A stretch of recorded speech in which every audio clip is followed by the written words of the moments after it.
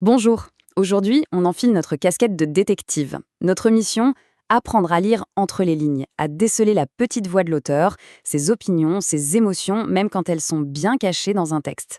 Allez, c'est parti, l'enquête commence. Alors, voilà notre plan d'attaque. D'abord, on va définir ce qu'est cette fameuse voix de l'auteur. Ensuite, on cherchera les indices les plus faciles à voir.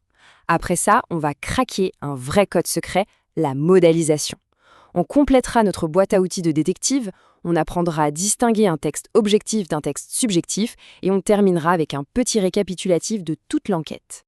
Ok, première étape, la base de la base, il faut qu'on soit bien d'accord sur ce qu'on cherche. C'est quoi au juste la subjectivité? En fait, la subjectivité, c'est tout simplement la signature de l'auteur dans son texte. C'est la preuve qu'il est là, qu'il ne fait pas que rapporter des faits, mais qu'il y met un peu de lui, ses opinions, ses émotions. Le message dépend donc complètement de son regard personnel.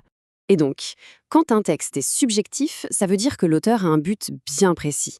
Il ne veut pas juste informer, non. Il veut soit convaincre, défendre une idée, soit exprimer ce qu'il ressent, ou même parfois pousser le lecteur à faire quelque chose. Bref, il n'est jamais neutre. La grande question, c'est donc comment on les trouve, ces fameuses empreintes digitales.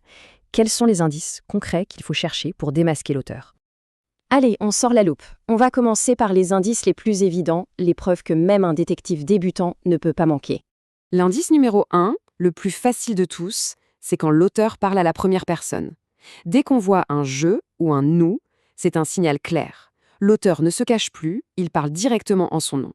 C'est sa signature en toutes lettres. Prenons cet exemple, c'est flagrant. Le mot «je» est comme un projecteur qui s'allume. On sait immédiatement qu'on n'est pas face à un fait objectif, mais bien face à une opinion toute personnelle. Et puis, il y a ces petites expressions qui sont de véritables panneaux indicateurs. À mon avis, selon moi, c'est comme si l'auteur nous disait « Attention, ce qui va suivre, c'est mon point de vue. On ne peut pas être plus clair. » Bon, maintenant qu'on a vu les bases, on passe au niveau supérieur. On va s'attaquer à un truc un peu plus subtil, la modalisation. C'est vraiment le code secret pour comprendre ce que l'auteur pense tout au fond de lui. Alors, la modalisation, qu'est-ce que c'est? C'est tout ce qui va nous montrer l'attitude de l'auteur par rapport à ce qu'il dit.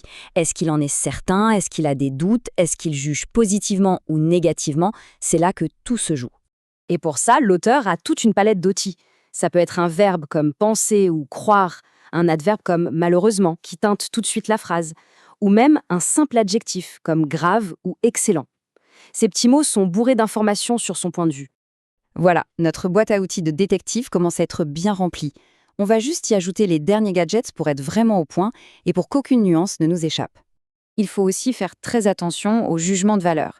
Des mots comme injuste ou admirable ne sont jamais neutres, ils portent en eux une opinion. Pareil pour le vocabulaire lié aux émotions ou les petites exclamations. Tout ça, ça trahit la présence de l'auteur.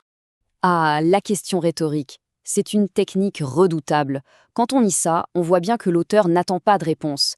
En fait, il pose la question pour nous guider, pour nous amener à penser comme lui. C'est une façon très habile de nous convaincre. Bon, maintenant qu'on est bien équipé, on va mettre tout ça en pratique. Parce que c'est crucial de comprendre que tous les textes ne se ressemblent pas.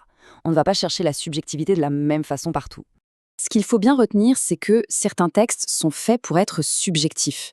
Un éditorial dans un journal, par exemple, son but, c'est de donner une opinion. Par contre, dans un rapport scientifique, on va tout faire pour l'éviter et viser l'objectivité la plus totale possible. Regardez la différence ici. C'est le jour et la nuit.